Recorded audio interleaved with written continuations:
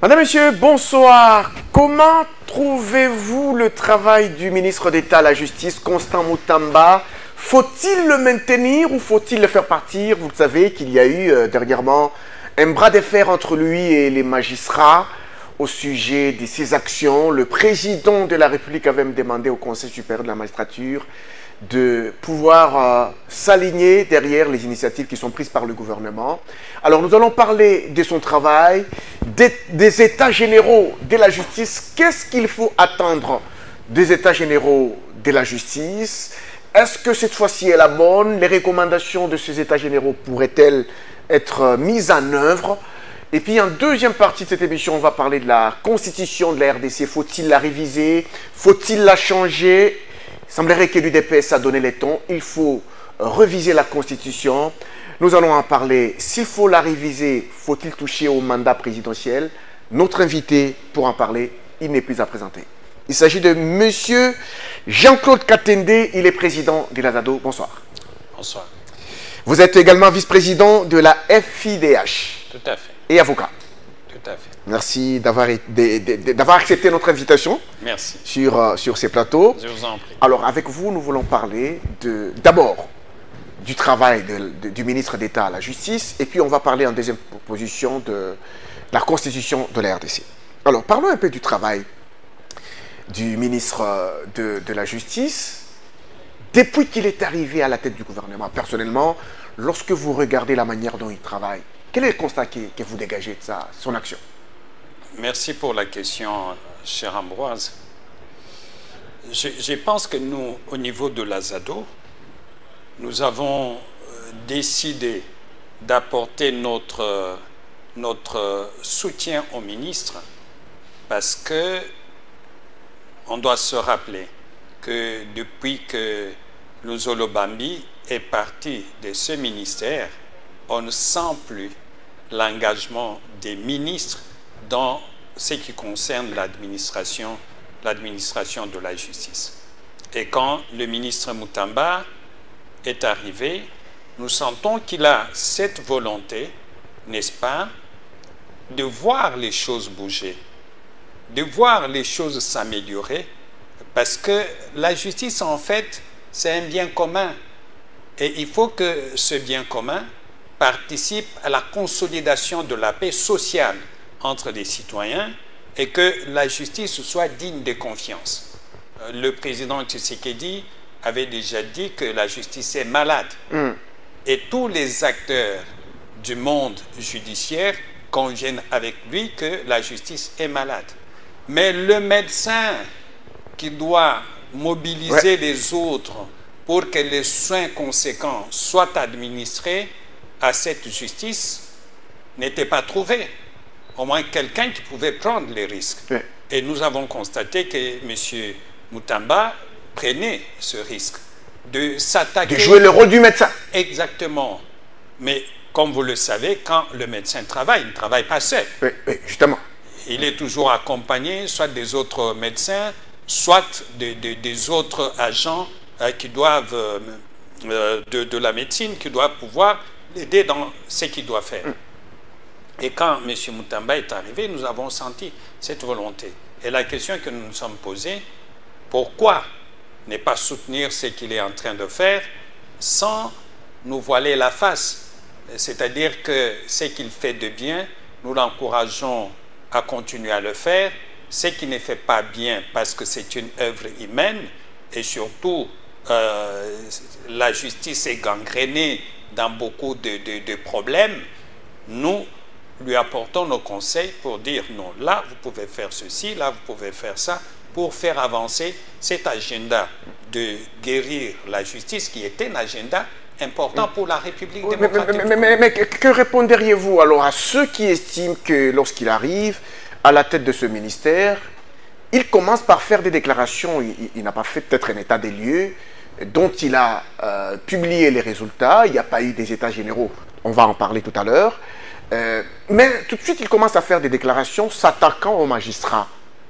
Sur base de quoi il devrait quand même estimer que non, si la justice est malade, c'est la faute des magistrats? Bon, je pense que d'abord lui-même c'est un acteur du monde judiciaire. en tant qu'avocat. Moi, je ne suis pas magistrat.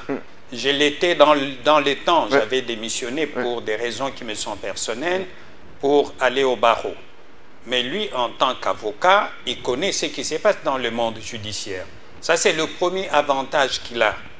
Le deuxième avantage qu'il a, c'est le discours du président de la République.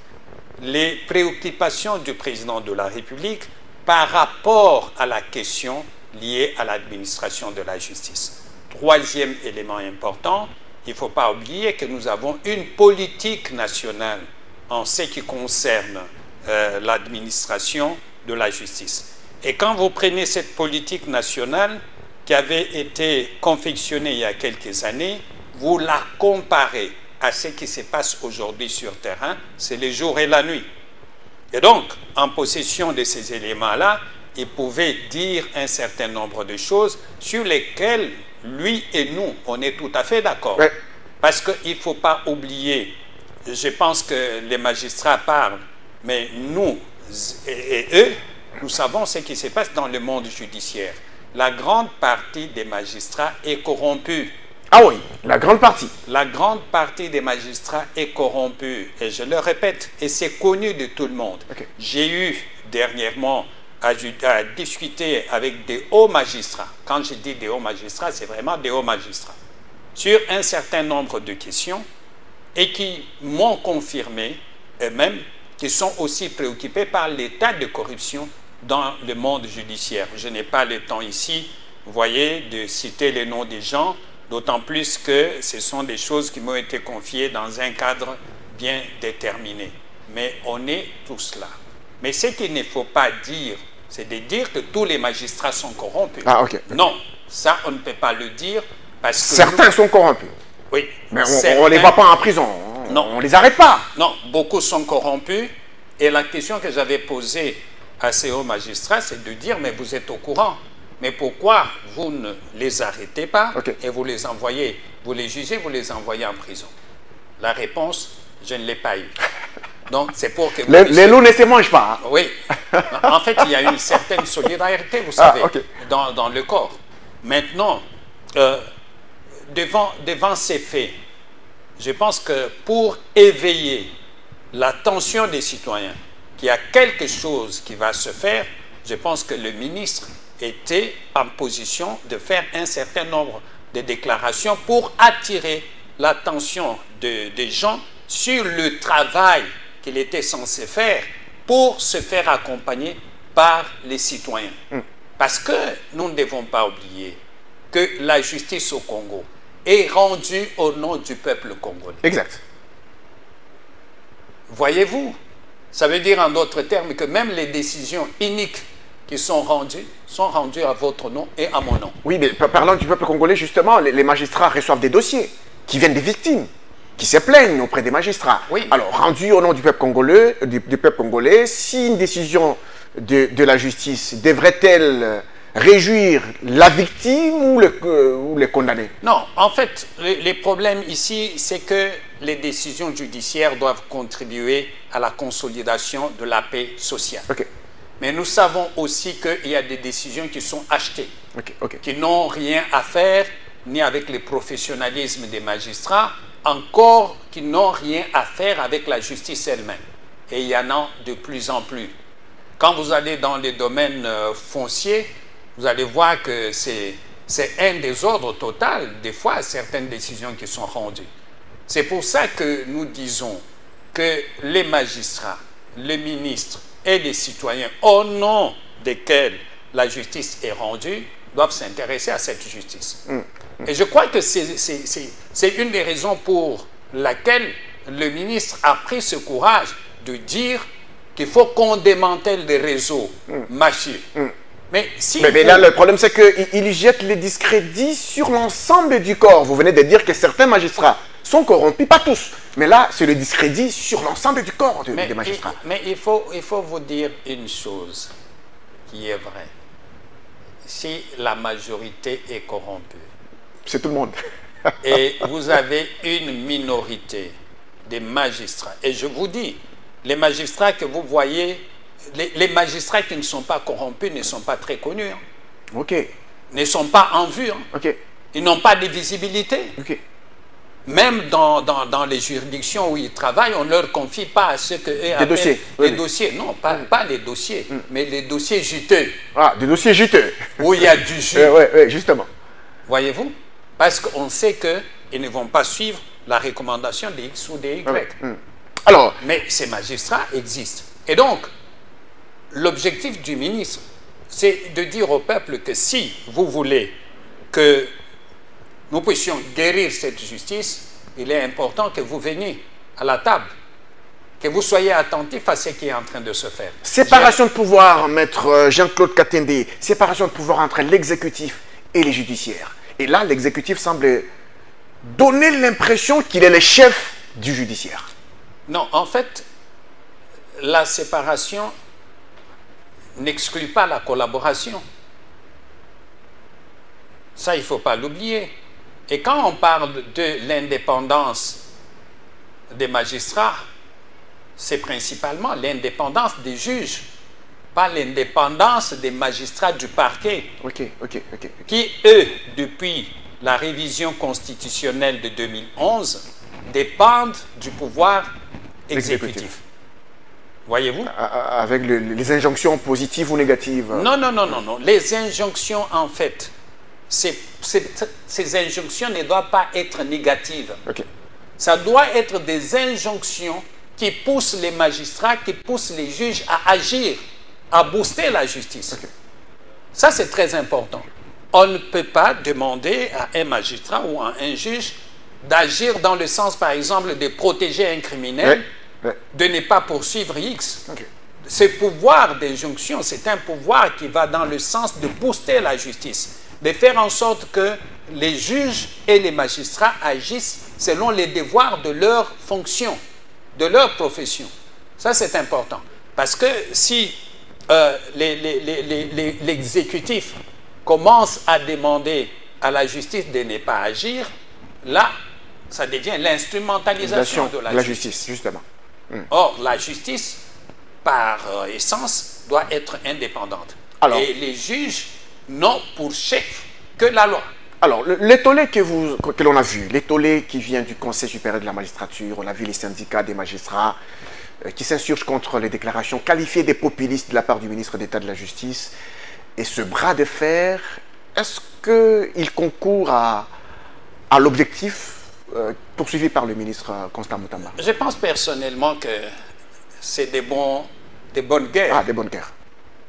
Pour que celui qui est attaqué puisse répliquer.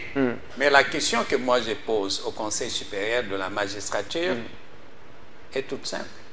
Vous avez déjà entendu qu'un jour que le Conseil supérieur de la magistrature s'est réuni pour examiner comment on doit lutter contre la corruption dans les milieux judiciaires.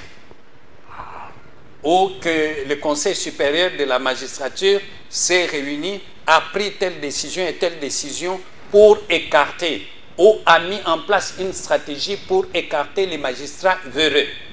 Tu as déjà entendu? Ça, c'est très important, une question très importante. C'est en fait ça le problème.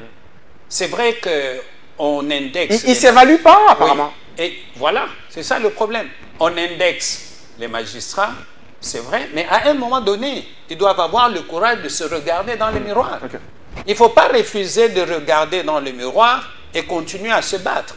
Aujourd'hui, quel est l'intérêt que le ministre a de déstabiliser les magistrats? Il n'en a pas parce qu'il a besoin de collaborer avec le Conseil supérieur de la magistrature.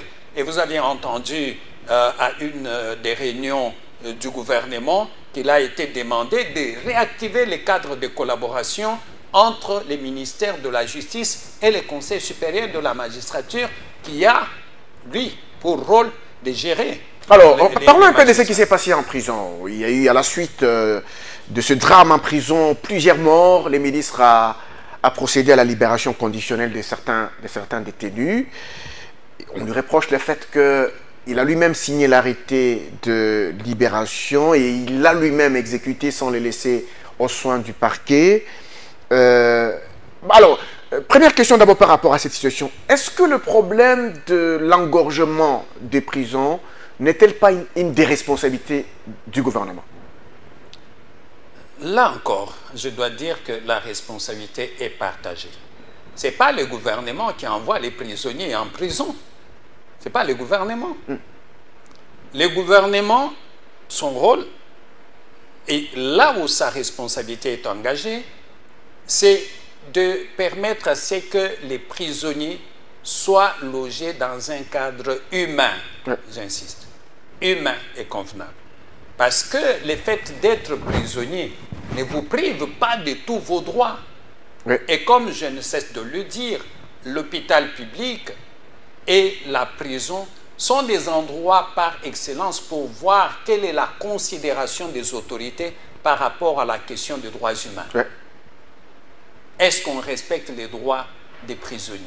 Est-ce qu'on respecte les droits des citoyens qui sont malades, qui n'ont pas assez de moyens, qui vont se faire soigner dans les hôpitaux publics? C'est vraiment les thermomètres de la vision, n'est-ce pas, des autorités par rapport à la question des droits humains. Donc, nous en sommes là. Vous avez une prison qui a été construite pour 1500 personnes. Individus. Et aujourd'hui, vous avez plus de 14 000 personnes. Vous pouvez vous imaginer dans quel environnement ces gens vivent. Et c'est là qu'il y a le problème. Non, vous allez continuer, maître Jean-Claude. Est-ce qu'en disant ça, est-ce que vous auriez voulu voir un magistrat avant d'envoyer quelqu'un en prison, poser d'abord la question, est-ce qu'il y a une place là-bas? Quand on lui dirait non, il n'y a pas de place, il trouve une alternative. Non, il faut rester humain. Oui. On ne peut pas envoyer quelqu'un en prison parce qu'il a volé une batterie d'un véhicule. Ok. Ok. Le magistrat ne se pose pas la question s'il faut envoyer les gens, mais il doit avoir des tacts pour dire, comme nous l'avons tous appris en droit, que les faits qui sont bénis, on peut clôturer les dossiers par le paiement des amendes transactionnelles. La loi reconnaît aussi les faits qu'on qualifie de bénins. Bien sûr.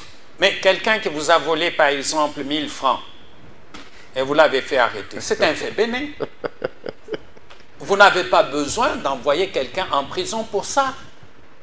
Vous devez faire comprendre à la partie qui est victime que dans ce genre de cas, ce monsieur ou ces dames, nous allons les libérer moyennant les paiements des amendes transactionnelles. Et au besoin, il peut vous restituer l'argent qui a été... Oui, mais c'est là justement le problème. Le problème de ce qu'on appelle MAP, détention... Non, mais c'est tout simplement parce que, et nous le savons tous, et les magistrats eux-mêmes le savent, que des fois, la détention devient le principe, alors que la Constitution de la République est claire. La liberté, c'est le principe. Voyez-vous, on a arrêté certaines personnes ici qui sont connues, qui ont des adresses précises, qui répondent en fait aux dispositions qui permettent à ce que la personne vienne comparaître, mais tout en étant en liberté. Mais même ces personnes bien connues, on les envoie en prison. En fait, la prison est devenue comme un moyen de faire pression sur des individus pour qu'ils sollicitent la liberté provisoire. Et des fois, c'est des sommes exorbitantes. Ah, un fonds de commerce. On en fait un fonds de commerce. Mais bien sûr. Bien sûr. Mais alors, maître Jean-Claude Katende, avez-vous une idée sur le taux de criminalité au pays? Est-ce qu'il est bas, il est moyen, il est inférieur? Le problème, c'est qu'il n'y a pas d'études dessus. Ah, aucune étude? Ni de la part du gouvernement, encore moins de la part du pouvoir judiciaire. Voyez-vous?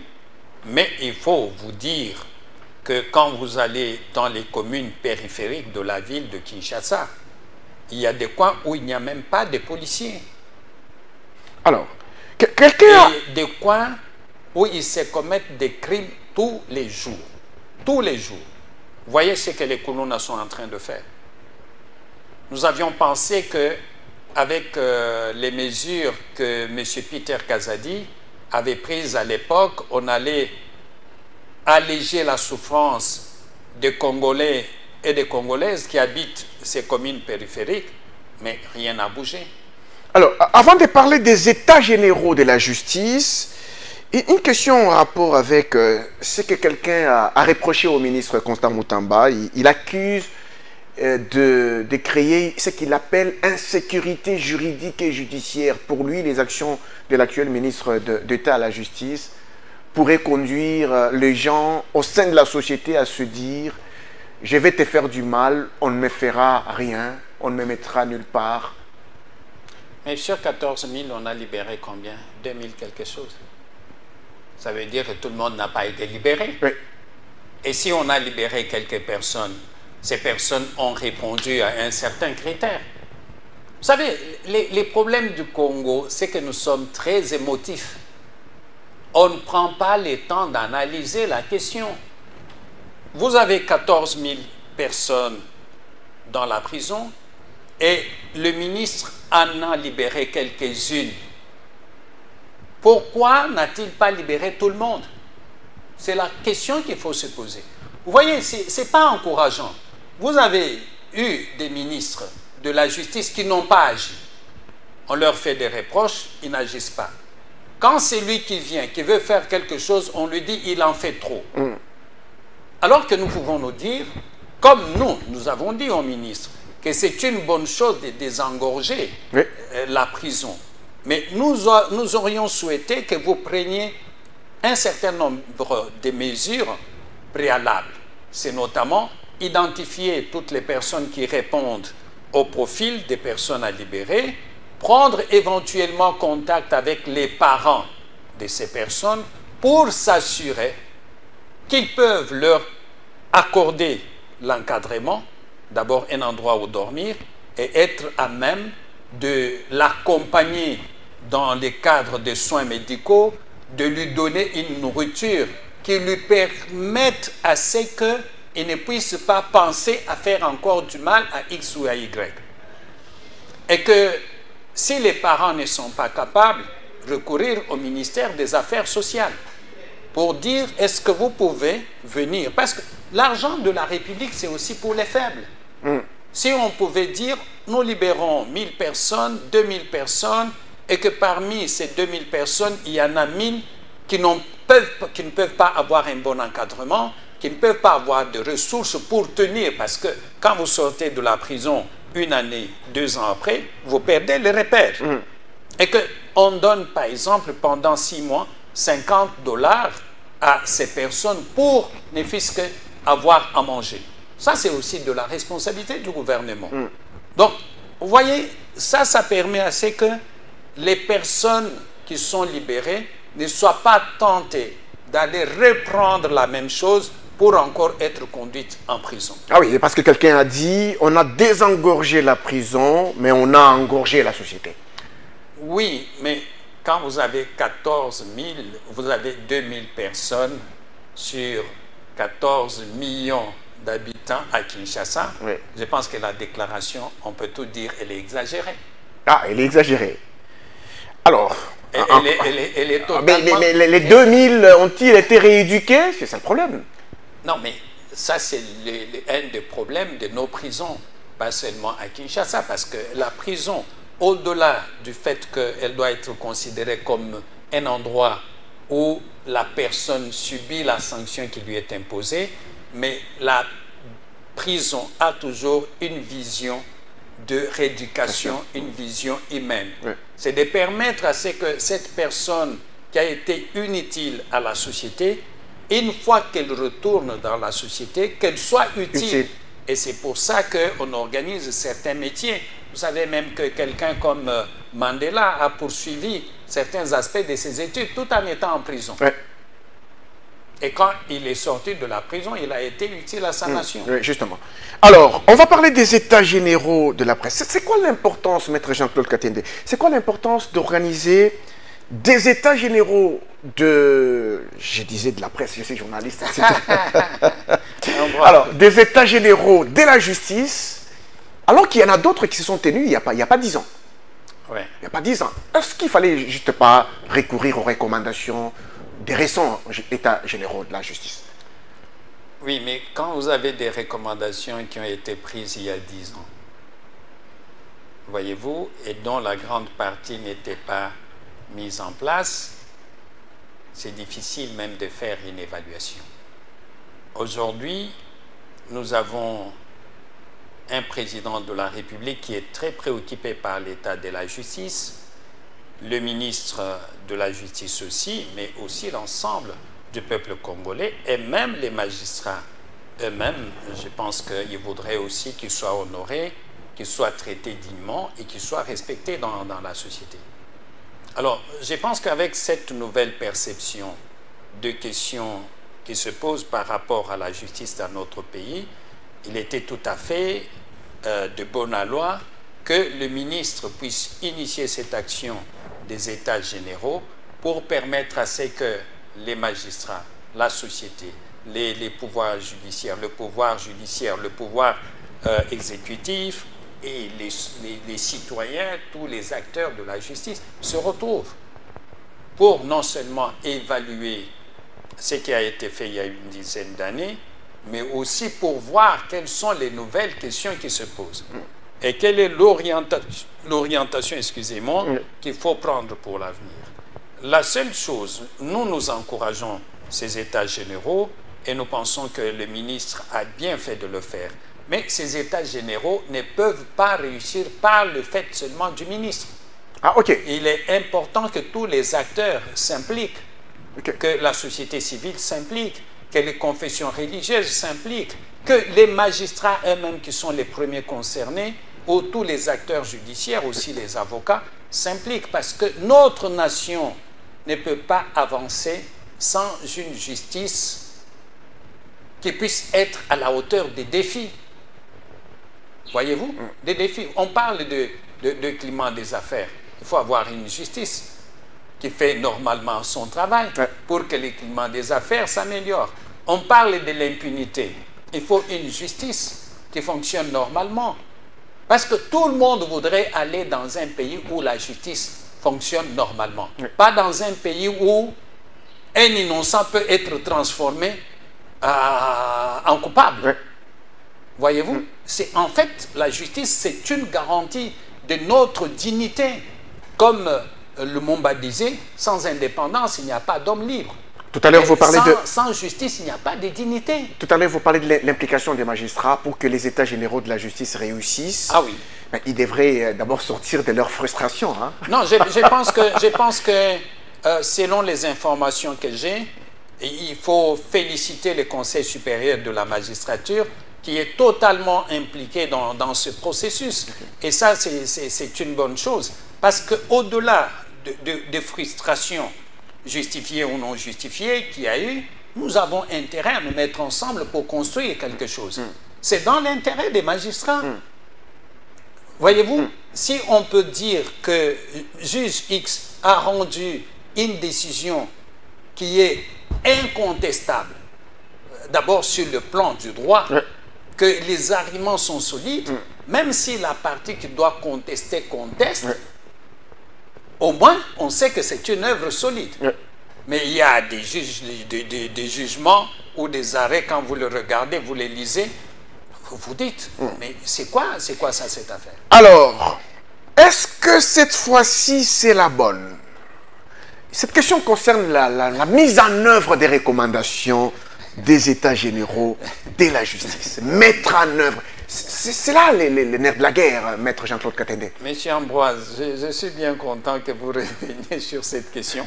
Et je comprends bien la préoccupation parce que ce n'est pas la première fois qu'on tient les États généraux de la justice. Mais à un moment donné, nous devons nous ressaisir. Et nous ressaisir tous. Et c'est pour ça que moi, je demande l'implication des citoyens. La justice est rendue à notre nom. Si la justice est malade, c'est d'abord nous, le peuple, qui sommes malades. Ah, ok. Ah oui.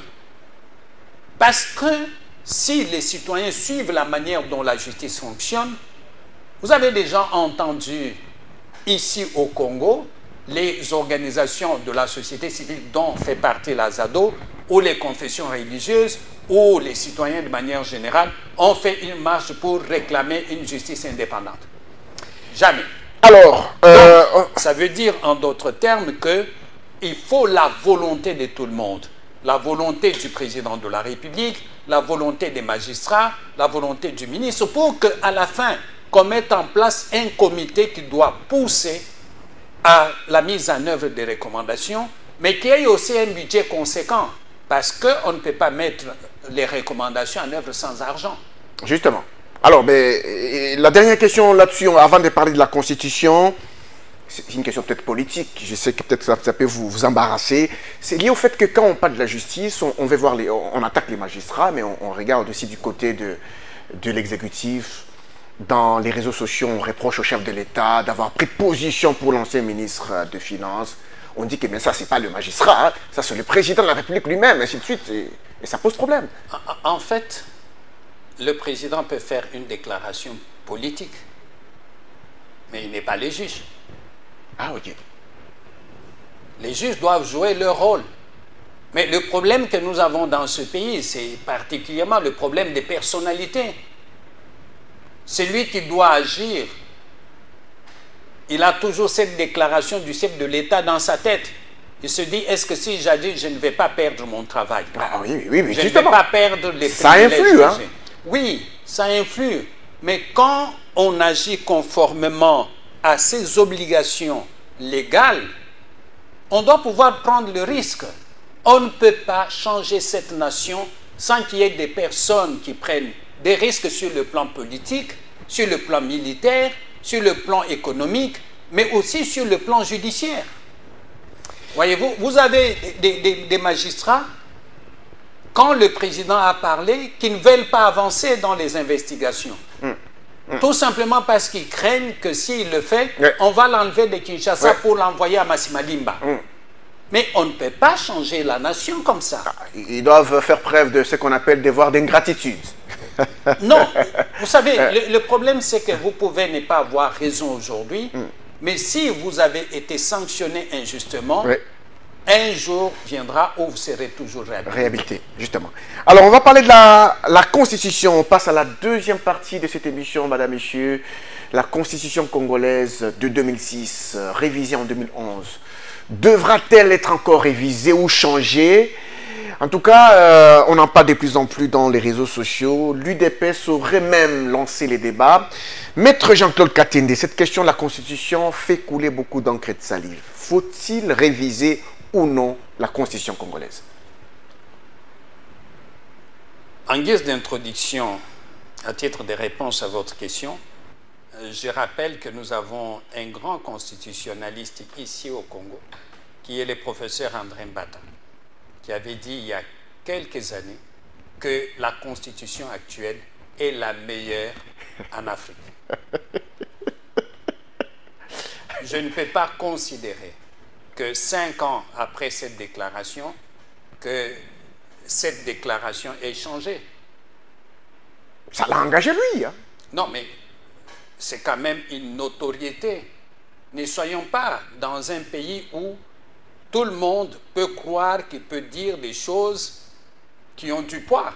Okay. C'est vrai qu'on a démocratisé la parole avec les réseaux sociaux, mais nous avons dans chaque domaine des gens qui font autorité. Voyez-vous? Et dans les domaines de la Constitution, le professeur André Mbata fait autorité. Oui, et je pense qu'il y a même des gens qui se posent des questions. Pourquoi aujourd'hui il a changé de position? Parce que fondamentalement, la Constitution n'a pas changé.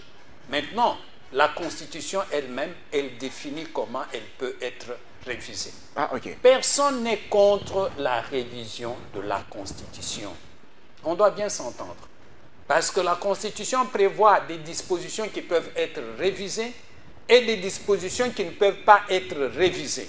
Je rappelle qu'en 2011, le régime du président Kabila avait révisé la Constitution sur certaines questions qui ne rentrent pas dans les questions... Les matières verrouillées. Hein. Exactement.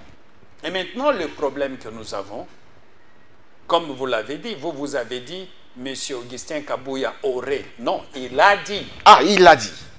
Parce que vous vous mettez au conditionnel. Il l'a dit. Il a dit bien que pour eux, sur papier, le président a un mandat de 5 ans et qu'en pratique, il n'a un mandat que de 3 ans et qu'il faut toucher à cette disposition.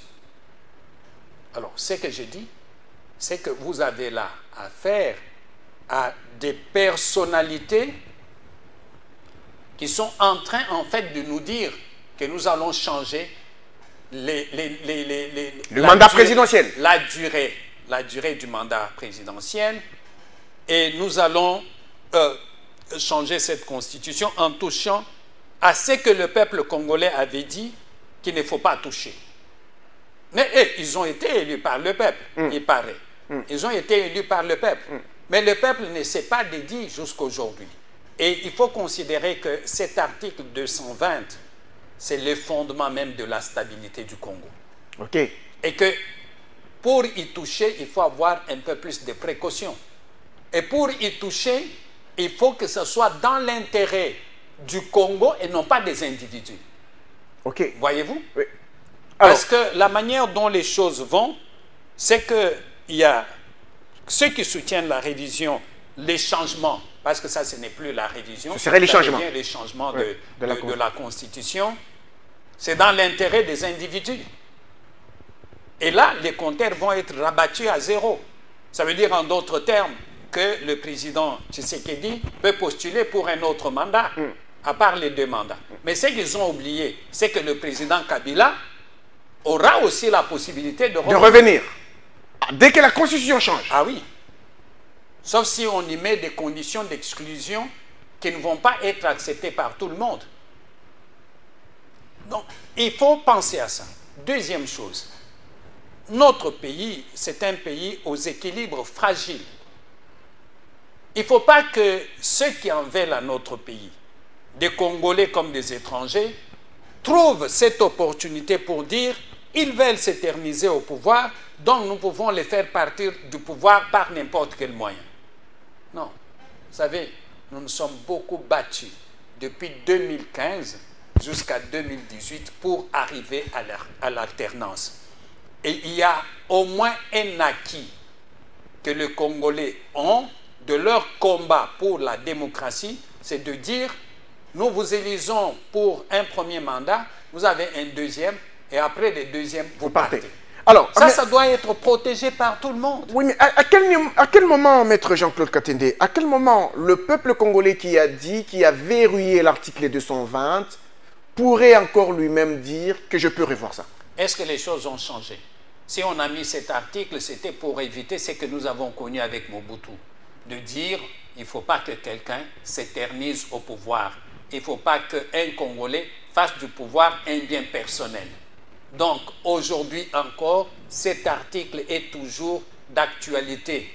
Il y a eu des guerres parce qu'il y a eu quelqu'un qui voulait garder le pouvoir tout seul. Il y a eu des gens qui sont morts parce qu'il y a quelqu'un qui voulait garder le pouvoir tout seul. C'est pour ça que moi, j'ai fait un appel aux membres de l'Union sacrée en leur disant qu'ils ont le devoir de se désolidariser de l'UDPS et du président Tshisekedi si celui-ci va dans le sens, n'est-ce pas, de changer de constitution. Il avait déjà dit lui-même, il n'y a plus de choses à cacher là-dessus. Il avait dit une fois à l'interview qu'il avait donnée à France 24 et RFI que les Congolais lui ont demandé, on lui a suggéré de changer de constitution et qu'il mettrait en place une commission qui doit doter le pays d'une constitution digne. Ça veut dire quoi? Ça veut dire qu'il faut changer de constitution. Voyez-vous? Et rappelez-vous aussi qu'il y a quelques années devant le Congrès, le président de la République s'était interrogé au vu des dépenses qui sont engagées pour les élections, s'il fallait garder les élections au suffrage universel. Joseph Kabila l'a fait également en son temps. Ou s'est posé la même question. Ou il faut faire une élection, n'est-ce pas, une élection indirecte, c'est-à-dire en passant par le Parlement. Le Parlement. Mais avec l'état de corruption qu'il y a lors de l'organisation des élections, ça veut dire en d'autres termes que c'est celui qui aura beaucoup d'argent qui va rester au pouvoir autant de fois qu'il voudra. Est-ce que nous pouvons accepter chose pareille? C'est pour ça que j'ai fait un appel aux membres de l'Union sacrée de pouvoir se déclarer, se désolidariser de cette initiative qui est suicidaire pour, n'est-ce pas, la République démocratique du Congo. Rappelez-vous qu'en 1981, le président Mobutu était dans le fort de son pouvoir. Il y a eu le groupe des 13 parlementaires qui ont dit non, non, non, non, non. La manière dont ils commencent à conduire le pays, nous allons vers le gouffre, qui ont pris leur courage, dont M. Etienne Tshisekedi, ils ont pris leur courage pour dire ça ne marche pas, on ne va pas dans la même direction que vous. Oui, mais ça dépendait aussi de la manière dont la situation sociale était en train de se dessiner pour avoir une adhésion populaire par rapport à, oui, mais je pense qu'il y a un certain nombre de leaders qui doivent travailler pour, n'est-ce pas, des intérêts personnels, mais pour la protection du pays. Quand vous voyez que l'un d'entre vous conduit le pays vers les choses que nous connaissons, parce que le pouvoir personnalisé, nous l'avons vécu avec Mobutu, il n'a conduit à rien d'intéressant. Est-ce que nous allons laisser ceux qui ont le pouvoir aujourd'hui aller dans la même direction? Maître Jean-Claude, pour une personne qui, au terme de son premier mandat, est réélue avec 73% de voix, une première au pays, on pourrait pratiquement parler d'un plébiscite. Est-ce que le peuple congolais ne considère pas cette personne? On n'a pas encore vérifié les chiffres aujourd'hui pour voir si on est encore dans les 73%, ou ça baisse, ou ça monte. Mais est-ce qu'on pourrait dire que le peuple congolais a considéré qu'il est providentiel pour le pays? Est-ce que vous considérez vraiment, M. Ambroise, que les chaos qui a caractérisé les élections de 2023 n'a pas affecté l'élection présidentielle? Comment on sépare les questions de corruption, de manipulation des machines uniquement pour les candidats aux législatives et non pas pour les candidats à la présidentielle? Il ne faut pas quand même se risquer sur ces terrains-là. Parce que nous tous, nous avons été sur terrain, on a vu que c'était le chaos. Hein? On a vu que c'était le chaos. Et le chaos est reconnu par tout le monde. Mais on a voulu diviser. Les présidentielles, il n'y a pas eu de chaos. Les chaos étaient seulement pour législatives. Est-ce que c'est raisonnable? C'est la question que je pose.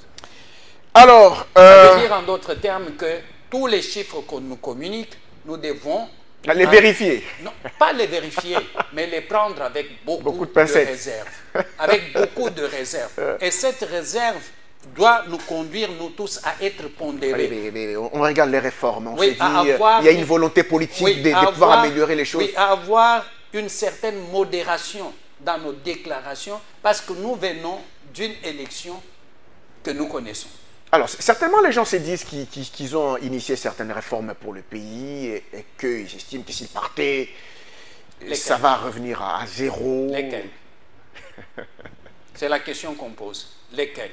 C'est que nous, vous savez que l'élection du président Tshisekedi en 2018 a suscité beaucoup d'espoir pour les Congolais. En 2018, hein? En 2018. Beaucoup d'espoir pour les Congolais. Voyez-vous? Beaucoup d'espoir pour les Congolais.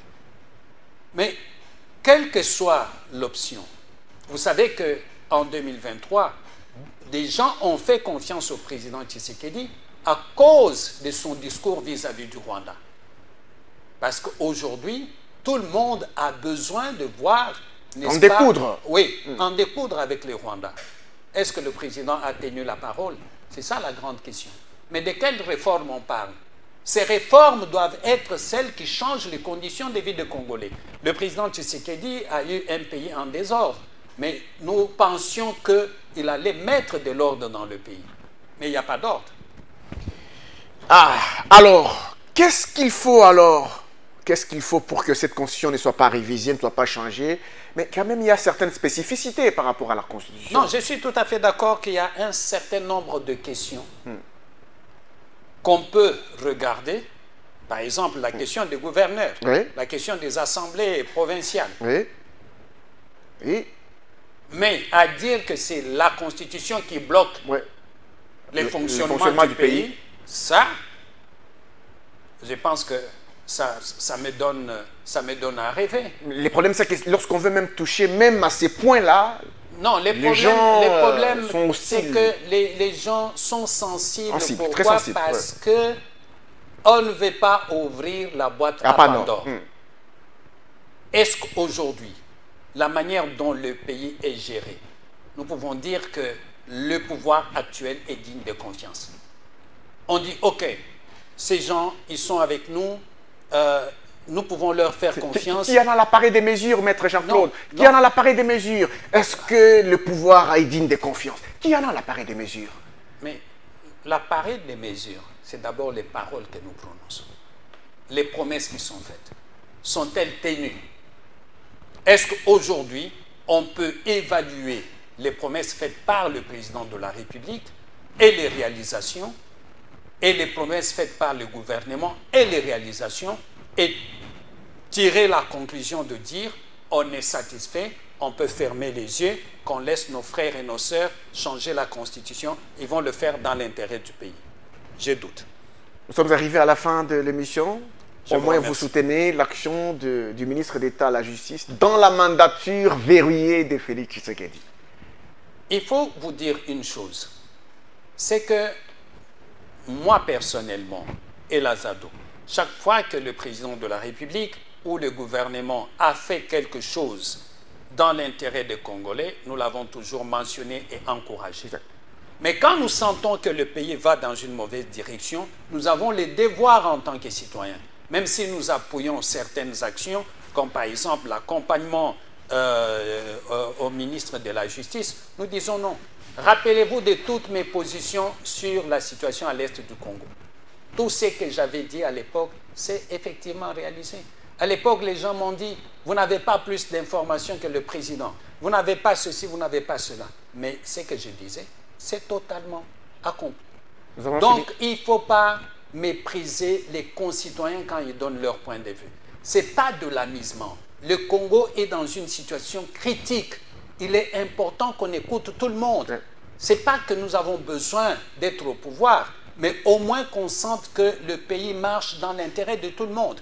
Vous savez, si le pays marche, personne n'a besoin d'aller en politique. Parce que le commerçant va trouver son compte là-bas, dans son commerce. Vous, les journalistes, vous allez trouver votre compte dans votre journalisme parce qu'il vous nourrit, il vous habille, il vous permet de faire vos rêves. Mais c'est ce qui n'existe pas au Congo. Que tout le monde trouve son rêve là où il est. Tout le monde veut trouver son rêve en politique. Ah, exact. Nous avons fini pour aujourd'hui, à moins qu'il y ait un mot de la fin pour ce soir. Juste vous remercier. Merci. Maître Jean-Claude Katende, nous rappelons que vous êtes président de la ZADO, vice-président de la FIDH. Vous êtes également avocat. Tout à fait. Merci, d'avoir été sur ces plateaux spéciaux par rapport à la Constitution. Avec plaisir. Merci. Dames et messieurs, c'est par là que nous terminons cette émission. Merci à vous de l'avoir suivi. On vous retrouve prochainement pour d'autres numéros spéciaux sur l'actualité du pays. Au revoir.